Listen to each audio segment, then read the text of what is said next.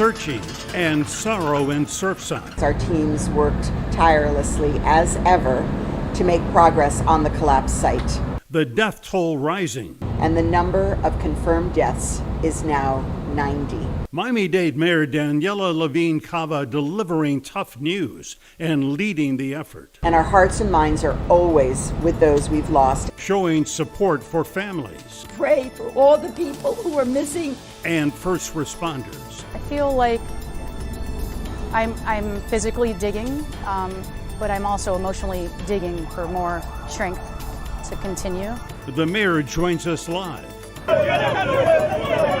Haiti's president assassinated. Who was behind it? It was hired guns that carried out this work. A Broward County man, one of two Haitian Americans arrested in Port-au-Prince. He doesn't have no military training. He wasn't in the military. South Florida leaders promising help for Haiti and calling for change. If a president could be killed in his own house with all the security that he had, so we know that no one is safe in Haiti. And the country's first lady recovering in a Miami hospital. First lady was not a target, that she was caught in a crossfire. We've got it all live on This Week in South Florida. Good morning. Glad you could join us. I'm Michael Putney. Glenna is off today. It has been a week of shock and sadness in South Florida. Shock at the assassination of Haitian President Jovenel Moïse. And we will be talking about that shortly with a former Prime Minister of Haiti and a leader in the Haitian diaspora. First, though, the sadness and pervasive grief at the Champlain Tower South in Surfside. At midweek, more than 2 weeks after the collapse, the mission shifted from search and rescue to search and recovery. That was a blow to the family still awaiting word on their loved ones, holding out hope after hope that they could still be found in the rubble. As tears were shed, the difficult work to recover the victims moved on, continuing despite the dangerous working conditions and polluted air at the site. And leading that effort, as she has from the very beginning, is Miami-Dade Mayor Daniella Levine Cava. Mayor Cava, Levine Cava, joins us now from Surfside. Madam Mayor, good morning. So great to see you. Thank you, Michael.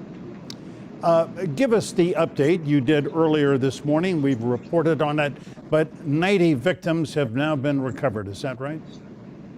There are 90 deaths. That's correct, 90 victims.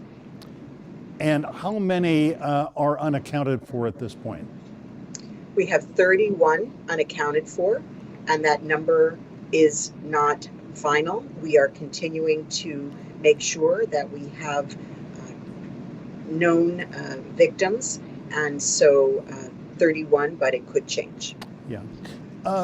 Mayor Levine Cava, may I just say personally, I have admired so much your steady leadership here in the face of just a enormous tragedy. You have been there every step of the way, and you've got quite a team there with you. You've got, Miami-Dade Fire Rescue, teams from Israel, from Mexico, and last night I thought it was a very touching moment when the Israeli team left. We saw the goodbyes, the hugs, and I know that Miami-Dade Fire Chief Ellen Kaminsky gave the leader of the Israeli squad, made them honorary members of the Miami-Dade Search and Rescue Team. Talk to us a little about that.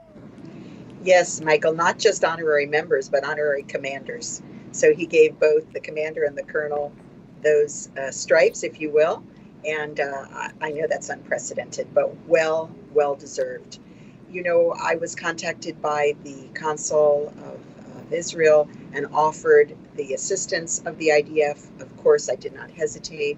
They came as quickly as they could. They actually changed in the bathroom at the airport after an overnight flight so that they could get right on the pile when they arrived in Surfside. And they have been just with us every step of the way, and most importantly with the families. The families really were very, very inspired to have them on site. And they do much more than the search and discovery, the search and rescue. They do the family support. They do it extremely well. And so it was a great comfort to everyone. And we know that they contributed an important component to the recovery effort. They did this 3D map which showed each apartment, where the beds were, where the people were inside those apartments, which facilitated, I am told, how to look in the rubble and discover who might be there and recover remains. Is that right? Yes, it's a very helpful tool, and our team was delighted to use it. And now we're talking about working together in the future to bring this technology for future operations. It also nails artifacts, items, jewelry, and so on that then can be placed in the model so that as they do the search, they discover things, and it helps to know exactly where they are in the rubble. Right. Mayor Levine, I know that you have spent every day hours talking to the families as they have waited for word, hoping that in fact their victims, their family members have been found and identified. Those conversations just have to be heartbreaking. Tell us a little bit about what it's been like to speak with them. Something no one could ever imagine in our worst nightmares has happened, and these families are the ones that are closest to the tragedy, but they have brought all of us along with them. You see it in the faces of the people on the pile. You see it in just the people here supporting, whether it's our wonderful police officers, even our water sewer that's helped, our transportation workers. We're all here for the cause, and we all feel the pain. And around the world, the whole world has held us in their arms. Yeah. I have to say that watching the work that we have seen over the last, since June 24th, of the men and women who are on that pile takes me back to 9/11 and to the Twin Towers, and seeing the work that those courageous first responders did then. And I work. Actually, Michael, quite a number of them were at 9/11. So think about this. These USAR experts travel the world. They live in Miami, Miami-Dade, these other states, Israel, Mexico, but they are on duty to the world, and they have known each other from those past experiences. They've learned together from those past experiences, and they made a lot of comparisons to 9/11. Yeah. One of the concerns that you have voiced, and others as well, is the air quality on that pile. Our Jeff Weinzer did an excellent report late this week. I think he talked to you about it. That showed that the quality of the air on that pile, I don't know if it's unhealthy. I mean, it's simply not good. Are the workers protected against breathing in toxic fumes and anything else that could affect their health down the road? Yes, for sure. The quality of the air is monitored constantly by people embedded in the operation, and everyone on the pile and in the vicinity of the pile is directed to wear a mask. Also, it was pointed out that because we've had so much rain, the rain has actually tamped down a lot of the dust. So in the last couple of days when there was a little less rain, there were hoses continually on site to diminish the dust particles in the air. And also, we've established that there is no asbestos, which is one of the concerns that we always have. Yeah. Madam Mayor, the pictures we have seen, a lot of it shot by Miami-Dade fire rescue videographers, of the men and women digging out through the rubble with their hands, with hand tools, searching for, among other things, not just recovering victims, but for photographs, for documents, for personal items, jewelry, all of which was left inside these buildings, all of which fell, when it did, and which is just so invaluable to the survivors for a lifeline to their past history. Looking for that for these men and women who are up there searching, that's got to be tough work. This is heartbreaking work. And you see it when they've stopped, when they've found any victims, the way that they pay tribute on the pile. to the passage of someone's loved one, especially the children that have been found. That has been so difficult for those doing the work.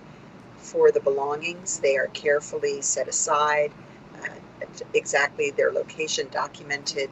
They're cataloged in the special area just past the Surfside. I had an opportunity to visit and see the care, see that, as you say, it could be everything from a piece of paper that has some significant details on it, a book, any jewelry, and so on. It's all there. And I imagine that it is taking an emotional, psychic toll on these men and women who are on the pile. What kind of mental health counseling is available to them now and in the future? I've been very impressed to learn that we have an excellent system. There's a kind of a mental health debriefing that takes place throughout the shifts. Everybody is assessed. Some people have requested and, of course, received some relief time. There are mental health professionals on site. Everybody is assessed during breaks and before they go back. There are comfort dogs, of course, faith leaders of every stripe on site as well. And we also have very significant resources of mental health providers within our police and fire rescue departments, but we are seeking more, and we have been approved for funding for a contract that we're going to bring mental health services, not just to those who are on site, but to everyone who has been affected. This affects a whole community in mourning, in fact, a whole world. Well, I think, in fact, this tragedy has affected the entire South Florida community. You simply cannot, including our reporters, all the media who have been out there reporting on this. Anybody watching for the last 2.5 weeks has been affected. Mayor Levine, Cava, hold your place right there. We have more questions. We'll be back with the mayor in just a minute.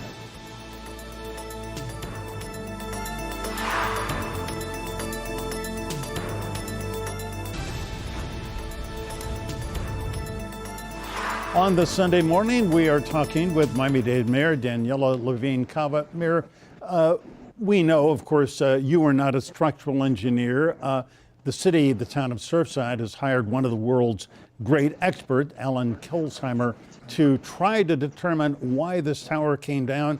As of last night, he was quoted as saying he still doesn't have a clue. It could be one of many things. Do you have any kind of a theory that you can offer about why it collapsed? True enough, I'm not a structural engineer. I have learned so much about all of this, and you can imagine in these 18 days. However, it is really too early to say. There are so many things that could contribute, and we have the best engineers on site working on this. National Institute of Standards and Technology, a federal agency, they did the 9/11 report. It's just going to take us a while to sort it all out, but they are working diligently, and our state attorney with the grand jury also will be taking testimony. But you know, we're not waiting for these reports to be complete to take actions that are within our purview, like making sure that those recertifications do take place, making sure that the recommendations from the recertifications are implemented, making sure that people with the qualifications are making those assessments. So there's much that we can do on the ground to protect everyone. We understand, we know that you ordered an audit of all the buildings in Miami-Dade County coming up, I think, on a 40-year recertification. One of the buildings, in fact, that was inspected is the Dade County Courthouse, that landmark down there on Flagler Street, built in 1928. It's been a troubled building for many, many years, but on Friday afternoon, you and the chief judge and Clerk Harvey Rubin said, we've got to shut this place down because it is structurally unsound or it's unsafe. Tell us about making that decision. Why did you do that? Well, our head of the Internal Services Department, Alex Munoz, realized that this building is one with a troubled past, and on his initiative, he asked for an update from an engineer, and that was received and reported on Friday. And so in conversation, we decided in abundance of caution to recommend the evacuation. In the meantime, we have approved moving forward with the immediate improvements to shore up those upper stories. That is taking place forthwith, and we're evaluating together with the judge and the clerk how soon it would be safe to return. This is a condition that actually has been known about for a while, but it was determined that at the time, I was not the mayor, to continue occupancy, and the court knew and the clerk knew. But that to be said, given what we now know, we all want to definitely err on the side of caution and make sure that those repairs are made so that we can all feel more confident. Right. Mayor Levine Cava, I have to say there have been a couple of moments as I have reported on and watched the coverage that really moved me. And may I say there was one of them, it's more than a week ago, the day that you had to announce the deaths of Emma and Lucia, the 4 and 10-year-old girls whose bodies were recovered. You had tears in your eyes as you announced that. I mean, the death of children this way is just unspeakably sad. But what really also touched me was you stepped back from the microphones, and Miami-Dade Police Director Freddie Ramirez standing by your side, and very quietly he put his arm around your shoulder. That to me was just such a human moment. You recall that? Yes, sir, I do. And we are here together every day, every minute, as a team, to do everything we can to support these families and to get this operation accomplished for them. And look, we have the best police department. We have the best fire rescue department. I knew that before this, but now it's in my bones. And we're here for each other. We are. They're making me so proud, each and every moment. They're making all of us proud. And there was another great moment, I thought, I guess it was Friday night when Deputy Chief Ray Jadala was made a commander in the Israeli IDF team and given insignia marking that. That was a lovely moment too.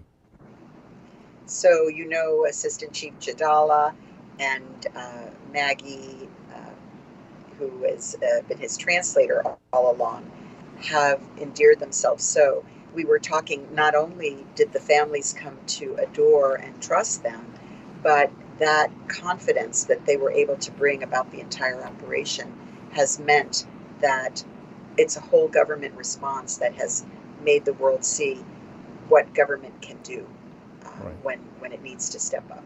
Yeah. Mayor, there are many decisions that have to be made going forward over the course of months. One decision that has sort of gotten visibility is what to do with that property. It's going to be cleared apparently quicker than you had anticipated, anybody had anticipated.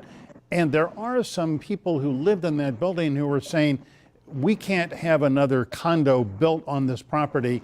There should be a memorial for everyone who died here. Do you have an opinion about that? We've been talking a lot about that, and we think it's too early to make any decisions. And in fact, that's what Judge Hansman, who is presiding over this matter in court, also said. But it is really critical that we have a memorial. I know we all feel that way. Exactly the footprint of that memorial will be determined. But not only are we talking about it with those on the scene, but we've talked to our Congresswoman about it and others to see what we can do to pay proper respect, homage, and to mark what has occurred here so it can never happen again. Well, we pray that it doesn't. And finally, Mayor Levine Cava, I have to ask you, I mean, you have experienced a lot in your life, in your 65 years, but you've never been tested as you have been tested over the last 18 days. And you seem to be on top of it. You've done exceptionally well from my point of view, but how are you feeling? How are you coping with this stress? I am immeasurably saddened by this horrific situation. I am fully energized to do everything in my power. I feel so humbled and blessed to be here in this moment, presiding over what I consider will be seen as one of the best executed and most compassionate efforts in the history, if not the country, the world. Well, we thank you again for what you and your exceptional team out there, everyone has done, and we pray for the families who lost loved ones. Mayor, thank you very much. Thank you, Michael. All right, up next, we're going to shift our focus to Haiti, and we're going to speak to former Prime Minister Laurent Lamothe.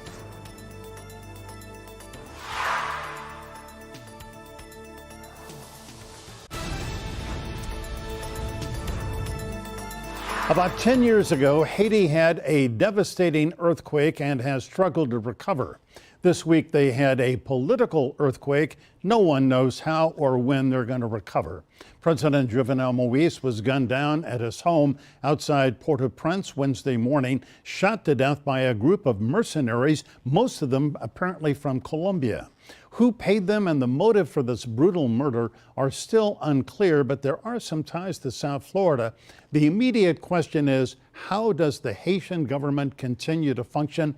Can it function with an interim prime minister, Claude Joseph, who was on his way out? And then there is another politician, Eric Henry, who had just been appointed prime minister by Moïse, and he has claimed the job. And then the Senate president says he is now the provisional president.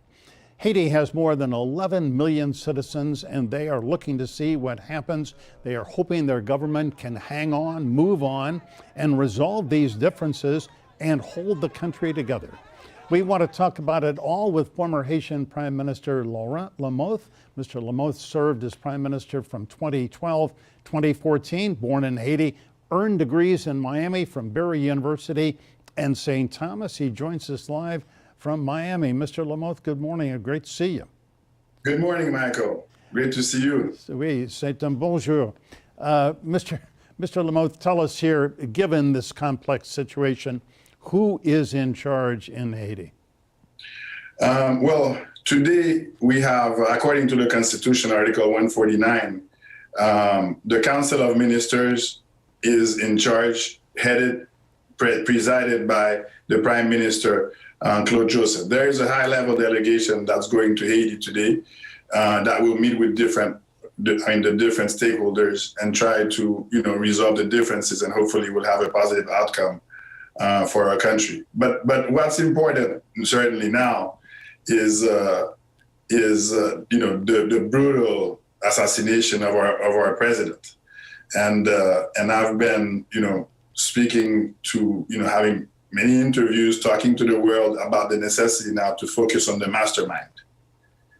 Well, I know you have been talking to the world. I know you've talked to local 10 News and diagnose this for us. I mean, we know that Mr. Moïse was a controversial figure. He had stayed in office maybe a year or more later than he constitutionally should have. He had some enemies, but a murder like this, I mean, this is just almost unimaginable. Being a Haitian and looking at what happened that night, I would never, ever imagine that something like this would happen in my country, and especially, to killing the president in his room, shot execution style. There was a lot of hate behind this assassination, and there is reports also that he was also tortured before being killed. And his wife of 25 years. They were together 25 years. The wife was shot and, almost, I would say, almost died. She made it to Miami. She barely made it, to Miami. And thank God she's still alive. So I'm sure she'll have a lot to say. Yesterday, she had a voice note that was published on her Twitter account.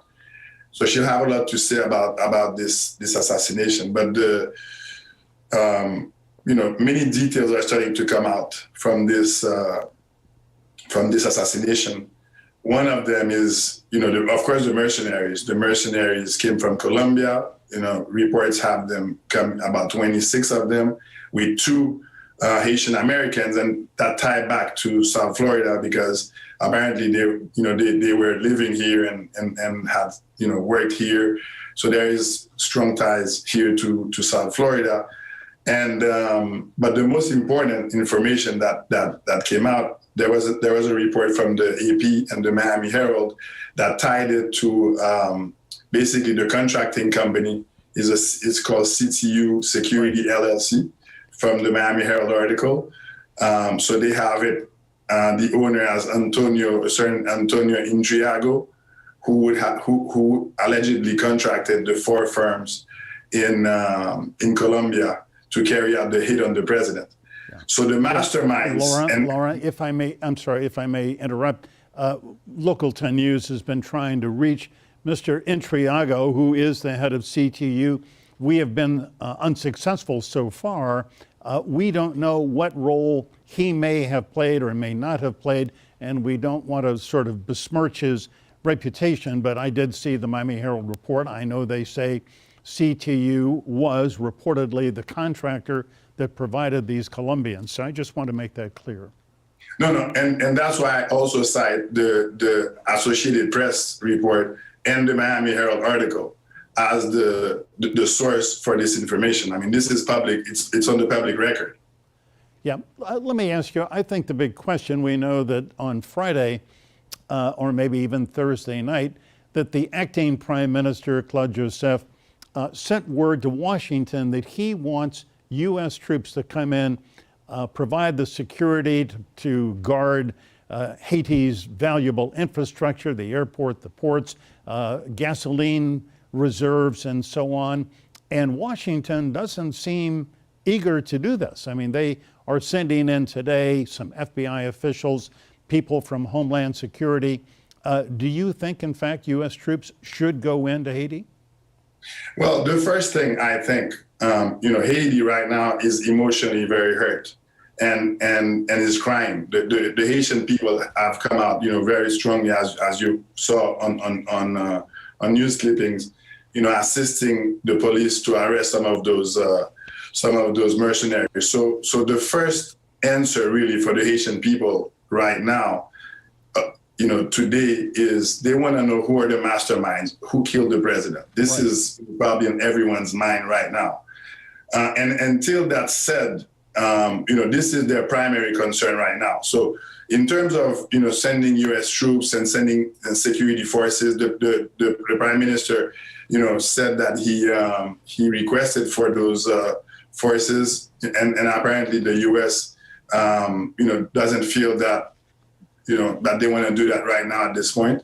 So I know that there's going to be talks, so probably that will be discussed again and revisited, but certainly has to be under a UN mandate, of some sort, because, it's very important that Haiti right now, the elections were set for September 26th. So it's important that Haiti has elected leaders and not appointed ones, for a long period of time. So it's important that to give a voice to the people of Haiti, to choose their rightful leaders in an election. So I hope that that's what they discussed today, is to carry out the ways and means on how to secure the election, because the financing has already been done, according to reports that I've seen. Yeah.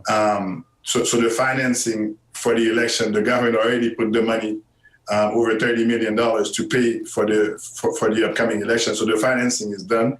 They need to have right now, the security conditions, and this is why the Prime Minister made the request to the Biden administration for help regarding safeguarding the election, something that would be good for Haiti, good for the Caribbean, and good for the world, that Haiti stabilizes itself with an elected government. Yeah. Yeah, I just would note parenthetically, I was there in Haiti for the election of Jean-Bertrand Aristide. It was really kind of a glorious moment, the first time, after the Duvaliers, that somebody a Haitian had been elected democratically. I guess the question now is September or November too soon? Can an election be held that quickly? Well, I mean, it's they've been preparing that for a while. It's not something that they're going to start today. The Electoral Council has been working on that for many months. The financing has been done, in trenches, and they have the financing right now to carry out the election. What's needed is they need to bolster the security. They need to make sure that, that there is presence, that there is strong presence of security forces, and all the previous election, the previous two elections, there was UN forces. So this would be the first election where the Haitian National Police would be solely in charge of providing security for that election. And something that truly, Haiti should be able to do is to providing the security itself. So maybe, the government has made the request in order to be absolutely sure that the elections can be carried out security-wise. But September or November, myself, if the U.S. helps with security or the UN helps with some security, they'll be able to carry it out. Yeah. I mean, I would certainly rather have an election and elected officials rather than having a situation where we go through what we've seen before. We've been through almost 10 transitional governments, and those never worked. Yeah. So having an 11th one, for sure, I don't see how that would work for Haiti. But having, just like anywhere in the Western Hemisphere in the world, democracy is what should be defended here. Right. Mr. Lamothe, you were Haiti's foreign minister, then you were prime minister. At that point, you and Michel Martelly, the president, had a close relationship. You are, if I may say, a eminently qualified candidate to be president of Haiti. Do you have any ambitions to run for that office? Well, I've been asked that question many times, and my answer is that, I'm helping, I'm participating as much as possible. But I don't feel at this point that I need to be president or prime minister to keep helping Haiti. My passion is my country, and I want to see it doing well. I've served. It was a pleasure to serve, but I don't have any plans to serve again. All right. Well, we appreciate your time this morning. Laurent Lamothe, you are somebody eminently qualified to talk about the situation, and as somebody who spent a lot of time in Haiti, I pray that there is peace and stability in your country. I pray the same, Michael. Thank you very much. All right, the Haitian diaspora has a big say in what's going to happen next, and we are going to speak with a leader in the diaspora after the break.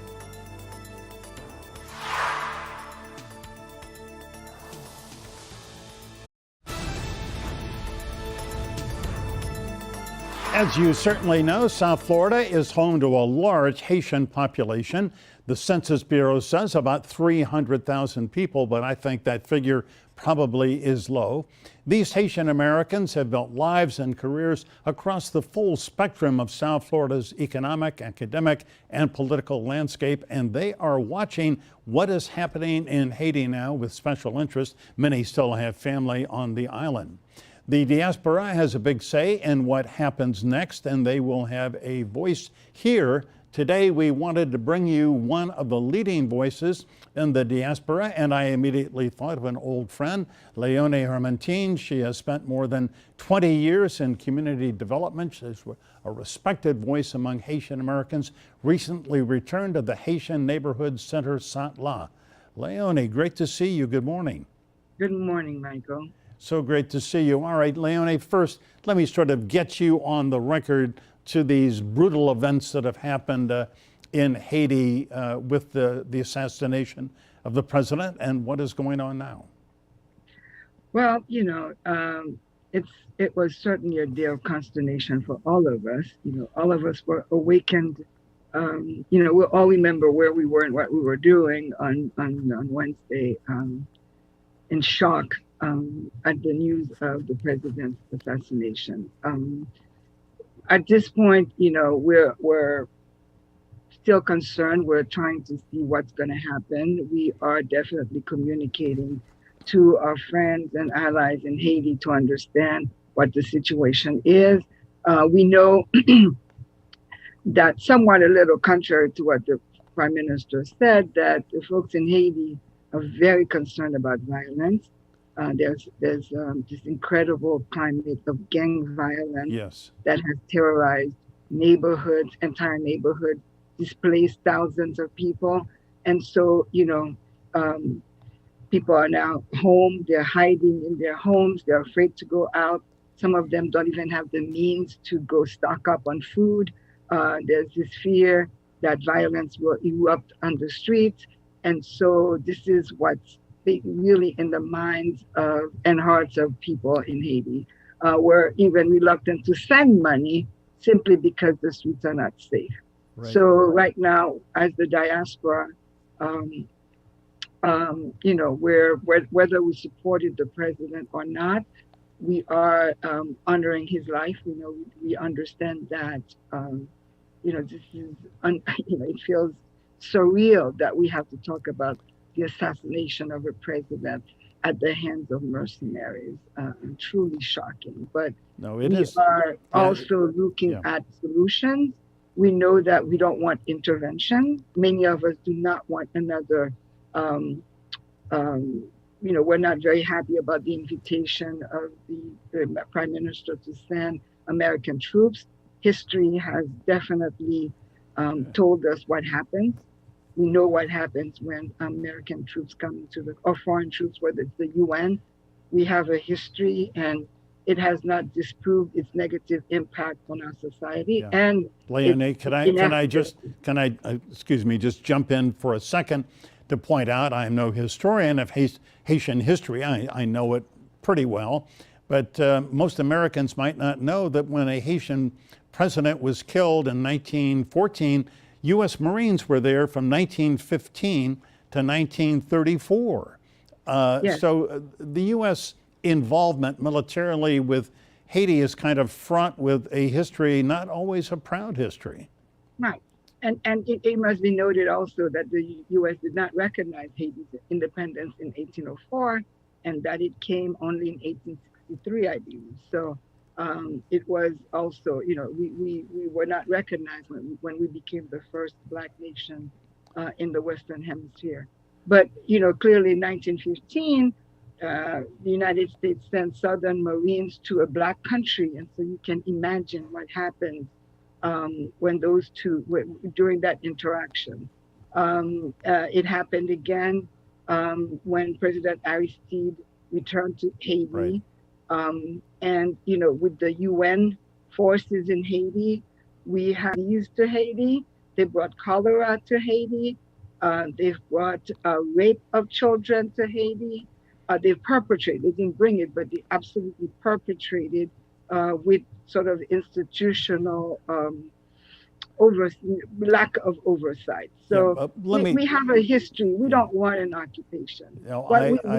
I understand. And we also could point out that the UN peacekeeping force that was there from 2004 to 2017 spread cholera, and there are all kinds of babies that were left behind by the UN troops that were and made no impact.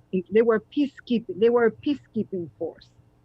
Peace is the operative word. Right. And once they left, the gangs re-emerged even more ferocious and even federated with, it's alleged with the support of the Jovenel Moïse government. They became even stronger. Their motto now is "You touch one, you touch us all." And so the gangs in the aftermath, after all these years of UN involvement, have become even more powerful.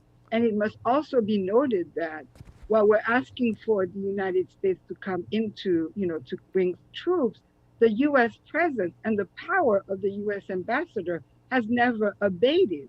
No decision is taken in Haiti without consultation with the US ambassador and the multiple European United Nations forces. UN has about 18 agencies in Haiti today. And so Haiti is occupied in a way, and we haven't seen what that has, how that has improved our lives. Right. We must even say that it's made our lives worse. Yeah.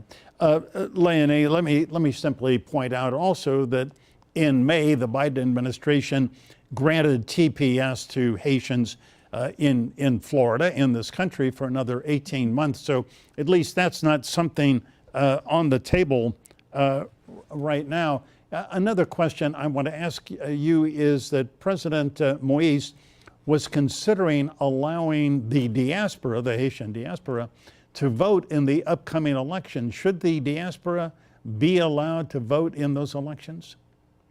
We found, I don't really, the elections themselves are questionable because this was a president ruling by decree, a president who intentionally disempowered or this sort of balance of power, so because he ran without holding elections, which would allow the senators and the lower chamber representatives to actually do their jobs. And so to have elections, and even more importantly, a constitutional amendment put forth by a president ruling by decree was highly suspicious. So whether the diaspora could vote or not, it's always been in the Constitution. It's not something that is new. If you are, especially if you're the child of a Haitian national, you can vote. You can go back to Haiti. Well, you can go back to Haiti and vote. Yeah, I understand. So, Leoine, I'm going to have to, I beg your pardon, we're going to have to say that's all the time that we have. Great to speak with you again. Thanks for your help and expertise. Thank you so much. All right, we'll be right back.